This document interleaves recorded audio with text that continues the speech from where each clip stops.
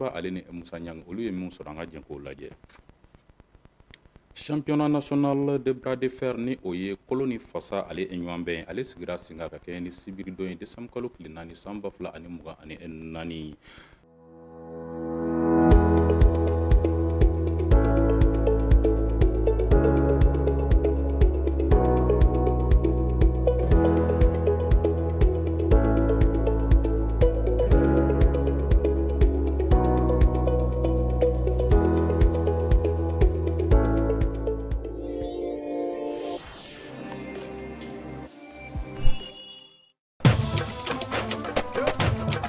aw minnu ko k'aw ye ɲɔgɔn tɛ ɲɔgɔnmada ye tɛ duman wuli la Advance TV kelen do ka dayɛlɛ bɛɛ lajɛlen ye ka concours belebele dɔ bila sen kan tɛ wulilanganaw ni ɲɔgɔn cɛ ni k'a ladan kelen tɔmɔ tɛ champion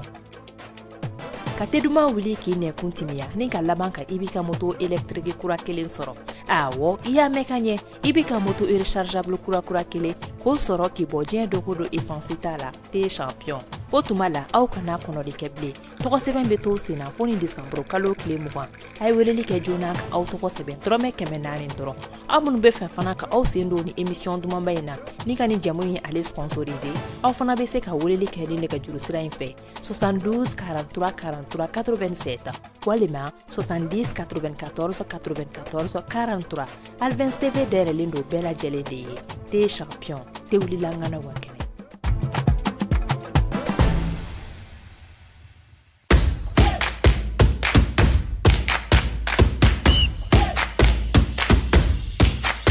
Coucou les amis, j'espère que vous allez bien. Moi, c'est Kadiatou Bagayoro, votre journaliste présentatrice de votre émission sportive préférée sur Advance TV, j'ai nommé Advance Sport. Moi, j'aime ça à merveille comme quelqu'un qui vient juste de remporter son ballon d'or. Et tout comme moi, j'espère que vous serez nombreux à rester connectés sur votre chaîne préférée qui est Advance TV, la télé qui a une longueur d'avance.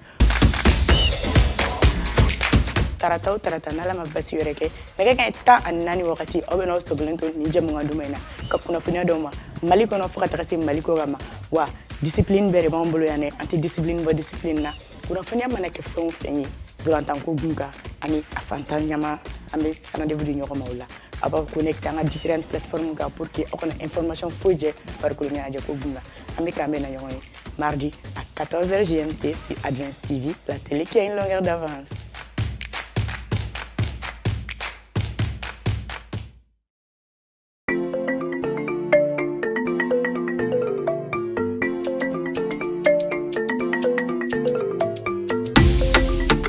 Ambe aw bɛɛ lajɛlen fo ka aw wale ɲuman dɔn aw ni ce an sugandili la Advance TV sanfɛ k'aw ladɔnniya k'a fɔ ko aw ka émission mandi ni ale tɔgɔ ko jeudi des femmes ale bɛ bɔ Advance TV jabaranin kan chaque jeudi à partir de 11h. Jeudi des femmes ye jɛmukan ye min kɛrɛnkɛrɛnnen don an musolakaw de kama jɛmukan in kɔnɔna la an bɛ kuma musow ka gɛlɛya kan u bɛ gɛlɛya minnu sɔrɔ furuso kɔnɔna la sigidaw kɔnɔna la fo ka taa se baarakɛyɔrɔw ma ayiwa musolakaw a kana sɔn ni dakatɔ la dɛ ni an musow de ka ko ye n'a kɛra muso kɔnɔ ko non ni cɛ ka di san'an ka furu n'an furula kɔni vraiment an bɛna bɛn an bɛ ala fo la o ala ka bɛn kɛ ani kɛlɛ ye ko ni ko i b'i kuntigi ka kɛ i sinamuso ta ɲɔgɔn na ye ko ni kuntigibaga ko m'a lasa ko kunsigi ko b'a lasa min se tɛ e ye e ko fɔ e ko o kɛ i bɛ buramuso minɛ dɛ mais i b'a ye depuis o yɔrɔ la man d'a ye de parce que n bɛ ka effort kɛ n ka effort tɛ ka ye donc i b'i yɛrɛ a bɛ mɔgɔ décourager mais i b'i jija parima k'a faamu k'a fɔ ko kɛlɛ tɛ sɛfan ni farakuru cɛ an b'aw bɛɛ lajɛlen invité aw ka taa an ka pagew bɛɛ lajɛlen suit Advance TV chaque jeudi à partir de 11h pour que ni émission dumanba in kana fɔ mɔgɔ si kɔ aw k'an bɛɛ.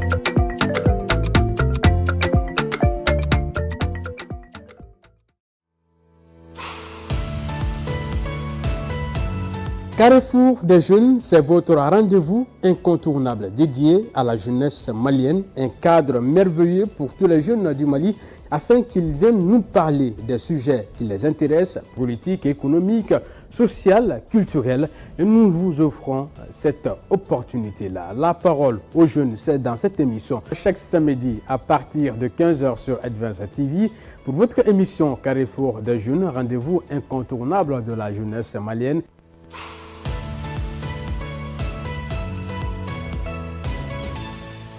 Kuma o kuma e somɔgɔ dɔ de bɛ na e bɛ wari ta kɛsu kɔnɔ k'a d'a ma e da balima dɔ bɛ na e bɛ wari ta kɛsu kɔnɔ k'a d'a ma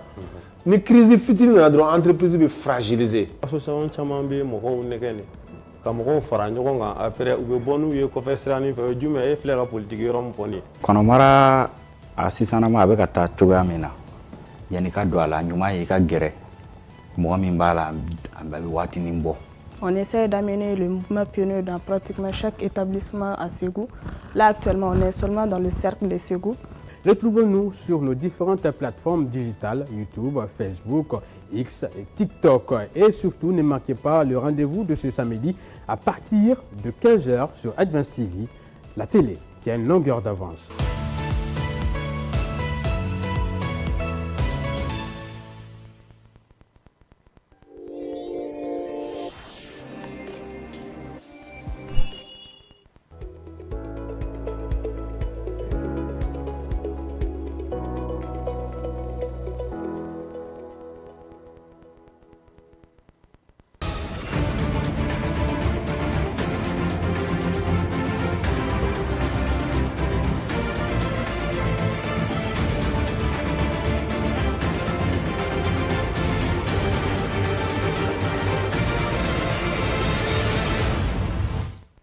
San o san desanbu kalo tile 18 san 2024 ale ye sanw ye k'a dɔn k'a fɔ duniyama ale ni faso Mali olu bɛ ɲɛnamaya ka ɲɛsin tunkarankew olu ma. Mali ministre min ka baara ɲɛsinen don maliden mun sigilen don jamana ale kɔ ka ale ni farafina kolosoli ɲɔgɔnna Musa Ag Ater ale ye laseli kɛrɛnkɛrɛnlen kɛ an bɛna min da aw tulo ka kunnafoniya ninnu na. États généraux de la santé ni o ye foroba baro kɛnɛya ale bunakun kan ale wulikajɔw bɛ senna ni waati na Centre international de conférence de Bamako la wulikajɔ min kurumukari kɛra ka kɛɲɛ ni tarata don ye décembre kalo tile 17. An balimaw an bi aw fo ka waleɲuman dɔn Advance TV sugandili la ka se ka aw kunnafoniya. Ni ye an ka kunnafoni bakurunbaw ye ka kɛɲɛ ni bi araba ye décembre kalo tile 18 san 2024 an bɛna mun walawala aw ye sisan da in na. An bɛ aw ladɔnniya k'a fɔ Mali ɲɔgɔnnajɛsoba n'a bɛ Centre international de conférence de Bamako ale ko fɔ ale kɛra yɔrɔ ye min ye kurumukari datigɛ kɛrɛnkɛrɛnyana min ye k'a dɔn k'a fɔ kɛnɛya ale tigilamaw olu ye a jirala k'a fɔ forobabaro min bɛ senna ni waati na o de ye ka se ka hakilijabaw kɛ tile 3 bɔɲɔgɔnko kɔnɔna na ka bɔ ni miirinaw ye mun na kɛ sababu ye ka Mali ale kɛnɛya ko o sigi sen kan. An bɛ aw ladɔnniya k'a fɔ nin baaraba in a bɛɛ lajɛlen bonya tun bɛ maa min bolo o de ye anw ka faga ɲɛmaa ye n'o ye général de division Abdoulaye Mayiga ye. Aissata Ba ale ni Musa Ɲangi olu tun bɛ kɛnɛ kɔnɔ u ye min sɔrɔ an ka jɛn k'o lajɛ. Nin ye tile 3 baara daminɛlen ye kɛnɛya ale la kurayaliko kama Mali kɔnɔ. Lajɛrɛ in a bɛ fɔ ale ma ko États généraux de la santé min bɛ kɛnɛya tigilamaw bɛɛ lajɛlen fara ɲɔgɔn kan ka hakilina falenfalenw kɛ malidenw olu lafiyaliko kama kɛnɛya ko la an ka kɛnɛyasow la furakɛli ta fan fɛ ale ni bisimilali kɛcogoya ɲuman na. Lajɛrɛ in ale bɛna boli kumasen bakuruba 4 de kan. En l'occurrence, l'offre des soins et services de santé de qualité. O dɔ ye furakɛli ɲuman dili, mara ani kunnafoniko ɲuman, kɛnɛya musakako ani waati yɛlɛma fo ka taa se sifinakaw olu ka ɲɛnaminimafɛnw tali ma. Ne ni lajɛrɛ in ye, an bɛ a jigiya k'a fɔ ko malidenw bɛna lafiya sɔrɔ kɛnɛyako la. Ka kɛɲɛ ni jamana faamaw ka wulikajɔ ye, ni lajɛrɛ in man ka kɛ lajɛrɛ gansan ye ten, fo bɛɛ k'i fanga fara ɲɔgɔn kan, yaasa Mali kɛnɛyako o ka ɲɛnabɔ bɛɛ lajɛlen bɛ damakaɲa min kɔnɔ. Collective pour construire un système de santé plus performant, plus équitable, plus juste. Nin kɛnɛya lajɛrɛba in ale hakilina bɔra jamana ɲɛmaa la Général d'armée Assimi Goïta. Baara ninnu na malidenw ka laɲiniw lafa kɛnɛyako la min yɛrɛ ye jamana faamaw jɔrɔnako dɔ ye.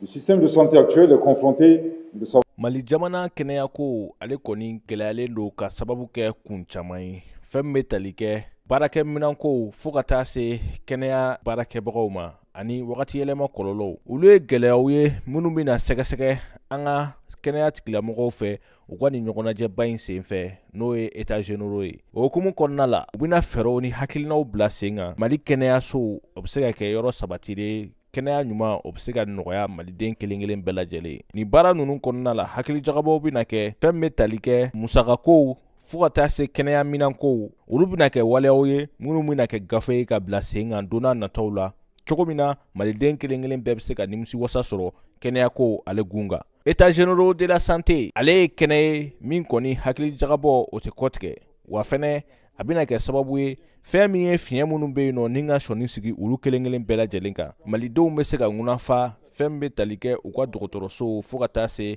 kɛnɛya minanko o n'a tɔw bɛɛ lajɛlen ma. O hukumu kɔnɔna la fɛn min ye maa caman olu kɔni ye dɛmɛ ta ani hakilinaw ni ka nin kɛnɛ kofɔlen in sɛgɛrɛ fɛɛrɛ jɔnjɔn bɛ se ka sɔrɔ an bɛ wagati min na ko bi Mali kɛnɛya ko ale la. Posé par le ministère de la Santé et du Développement social. K'a ta ni décembre kalo tile 17 la ka taa bila tile 19 na kɛnɛya tigilamaw n'a dekun ɲini u ka baaraw kɔnɔ ni ka u sɔnni sigi u kan ka sɔrɔ ka laban ka fɛɛrɛ jɔnjɔn ɲini o dekun ninnu na. O fɛɛrɛ ninnu na lase jamana faamaw ma waleyali ko la. I n'a fɔ an y'a fɔ aw ye cogo min na Mali ka fara duniya jamana tɔw ka olu bɛ fara ɲɔgɔn kan san o san ka se ka tungarankew olu tɔgɔla don kɛrɛnkɛrɛnlen sigi sen kan. An bɛ aw ladɔnniya k'a fɔ Mali minisiri min ka baara ɲɛsinnen don Maliden mun sigilen don jamana kɔ kan ale ni farafina kolosoli ɲɔgɔnna Musa Ag Atayɛr ale ye laseli caman kɛ laseli mun kɔnɔna na a y'a ɲini maa mun ka baara ɲɛsinnen don nin ko ninnu bɛɛ lajɛlen ma ko u ka kɛ maaw ye maa mun na i k'a dɔn k'a fɔ jamana ale denw dɛmɛ mun ɲɛsinnen don tungaran taga ale ma. Halibi an bɛ tɛmɛ ni kunnafoni ye an bɛ aw ladɔnniya k'a fɔ ka tali kɛ kɛnɛya foroba baro ɲɔgɔnbɛn min bɛ sen na Centre international de conférence de Bamako la ale ye ɲɔgɔnbɛn min kɔnɔna na laɲiniw kɛlen don kɛnɛya ale tigilamaw fɛ u ka se ka bɔ ni hakilinaw ye hakilina mun na kɛ sababu ye don nataw la ka taabolo kura di Mali ale kɛnɛya ko u bɛɛ lajɛlen ma. Kunnafonidila Isa Sise ale ye wulikajɔ kɛ a ye mun sɔrɔ Anatu Mayiga ale b'o ɲɛfɔ an ye. Ni tile saba foroba baro kɛnɛya kan kɛnɛya tigilamaw bɛna ɲɔgɔn dalajɛ ka kuma hamina gɛlɛnw ni fura min bɛ se ka sɔrɔ kulu 4 bɛna baara kɛ o kan. An ka groupe ka baara sigilen bɛ min kan o ye adamadenw yɛrɛ furakɛli ye ani furakɛliso minnu bɛ yan olu ka qualité est-ce que o furakɛliso ninnu u bɛ normes respecté. Ni kulu fɔlɔ ka baara bɛna sinsin kɛnɛya ɲuman kan kulu filanan ale bɛna sinsin kunnafoni carili ale ni sɔrɔ yiriwali kan. An ka services bɛ créer cogo min na service de santé kabina u bɛ créer texte minnu b'u créer minnu bɛ baara kɛ an ka service de santé la n'o ye personnel de santé ye olu bɛ former olu bɛ recruter cogo min na olu bɛ se ka affecter ka taa fo village la minnu bɛ former n'u ye dɔgɔtɔrɔw ye n'o ye sage-femme ye n'o ye infirmier ye u bɛ former cogoya minnu na n'u kan ka redéployer ka taa ka faso jamana fan bɛɛ fɛ. Kulu sabanan olu bɛ n'u sinsin gɛlɛyaba min bɛ kɛnɛya kun kan n'o ye musakako ye. An kumana RAMU kan an kumana SESCOM kan an kumana assurance maladie kan walasa n'a fɔra ko RAMU yɛrɛ assurance maladie bi an b'a dɔn k'a fɔ minnu bɛ sarata kalo la olu déjà olu b'a la ka a sɔrɔ olu b'a la ka bénéficier assurance la mais jamakɔnɔden tɔw dun na 78% de la population olu bɛ se k'a sɔrɔ cogo di. Kulu 4nan ale kumana gɛlɛya wɛrɛ min bɛ sɔrɔ kɛnɛya baara kan. An ka groupe 4nan o b'a fɔ a ma ko groupe transversal tubabukan na mais o kɔrɔ de o kɔrɔ k'a fɔ an ka groupe nin baara dɔw bɛ se ka kɛ farisigiya so santé o kɔnɔna la mais a bɛ se ka sɔrɔ yɔrɔ wɛrɛ fana an bɛ k'a fɔ ko changement climatique o bɛ ka kɛ fan bɛɛ an yɛrɛ Mali la an y'a ye ani hypertension ani diabète ani an bɛ saison mun na sisan n'u b'a fɔ ko harmattan. Ni kuluba minnu sigilen filɛ ka hakili jagabɔ kɛ kɛnɛya kan o bɛna kɛ sababu ye ni ka fɛɛrɛ jɔnjɔn bila sen kan Mali jamana kɛnɛya ko kan. Farikolo ɲɛnajɛ kunkanko kibaruyaw la coupe de la municipalité ale sigira sen kan kulu kɛrɛnkɛrɛnlen min sigilen don commune 4 ale mairie kunna ni o ye délégation spéciale ye. An bɛ aw ladɔnniya k'a fɔ nin wulikajɔ in kɔnɔna na min ye sifinnakaw ye sigida 4nan tɔgɔ la olu bɔra ka welekan jaabi a jirala k'a fɔ équipe 8 ntolantan hukumu kɔnɔna na olu na ɲɔgɔn sɔrɔ fo ka taa se équipe 16 bolola dolantanaw olu ka hukumu kɔnɔna na. a yirala k'a fɔ nin baara in bɛɛ lajɛlen kɛra maa min ka bonya kɔnɔna na o de ye farikolo ɲɛnajɛ ale ni sifinnamaw ka minisiri ye Aissata Ba ale ni Musa Ɲanga olu ye min sɔrɔ an ka jɛn k'o lajɛ. Ni ye balontan ɲɔgɔn dan ye quartier olu ni ɲɔgɔn cɛ min hakilina bɔra mairie kulu kɛrɛnkɛrɛnnen na n'o ye délégation spéciale ye ka se ka sifinnakaw fara ɲɔgɔn kan bɛn ani kelenya kɔnɔ. Ni y'an ye Lafiyabugu Saba-terrain na ɲɔgɔn dan in kun fɔlɔ ale tun bɛ Lafiyabugu sifinnakaw ani Talikɔ sifinnakaw olu kari ɲɔgɔn na. Balontan in ma kɛ kunɔgɔn ye kulu fila ninnu dɛsɛra ɲɔgɔn na temps réglementaire o kɔnɔna la nka Lafiyabugu ale labanna ka sebaya sɔrɔ Talikɔ kan ngɔyi senfɛ. Ko ni laɲini ye mun ye ka sifinnakaw bɛɛ ladon da kelen fɛ bila da kelen fɛ o de y'an ka laɲini ye vraiment jamana ko président yɛrɛ ko ten ko ale n'ale échouera ko ye jeunesse échouée donc an fana ka dɛmɛ bɛ se yɔrɔ o yɔrɔ ma bi jeunesse kunda an b'a kɛ surtout délégation spéciale président sifinnaka fana don sifinnaka don. Ni ye ni championnat in tako fɔlɔ ye délégation spéciale maaw fɛ discipline caman de bɛ ɲɔgɔn sɔrɔ a kɔnɔ. Kɛnɛ in kun dɔ fɛnɛ ye ka se ka sifinnakaw olu kunnafoniya ni k'u tanga ɲɛnaminimafɛnw olu kɔlɔlɔ ma ministre fɔn b'a ka fɔ la. N hakili la nin tournoi in ye hakili ɲumanba ye a bɛna sifuw bila u ka se ka sport kɛ mais a b'u tin don ɲɔgɔn na fɛnɛ parce que a bɛ sifuw ta quartier bɛɛ la u bɛna fara ɲɔgɔn kan a b'u tin don ɲɔgɔn na ka a yira k'a fɔ ko bi Maliens bɛɛ lajɛlen ye kelen donc an bɛ fɛ ka délégation spéciale fo o hakilina ɲuman na k'a fɔ k'u ye nin décision mun ta a décision in a bɛ taa an ka baara yɛrɛ n'an ka mission yɛrɛ sira kan an ka département kɔnɔna la bi an y'an profiter an ye message dɔw fɔ fɛn fɛn ye ɲɛnɛminifɛnw ye o ni ko caman wɛrɛ mun ni désinformation ye kelen k'a fɔ ko ka kuma caman ni ye jeunes u b'a sɛbɛn u ka fɛnw na ko a y'a partager an k'u ma k'u kana bɛɛ partager ten u ka jateminɛ kɛ yanni u k'a partager hakili la olu information fɛnɛ ɲɛfɔra. Ɲɔgɔn dan in natɔ senna fo dɔgɔkun 2 kɔnɔna la a bilan bɛ hukumu min kɔnɔ o de ye ko ka transition ale ni jamana sɔrɔdasiw dɛmɛ a denfaya o bɛ jamana ɲɛmaa bolo général d'armée Assimi Goïta.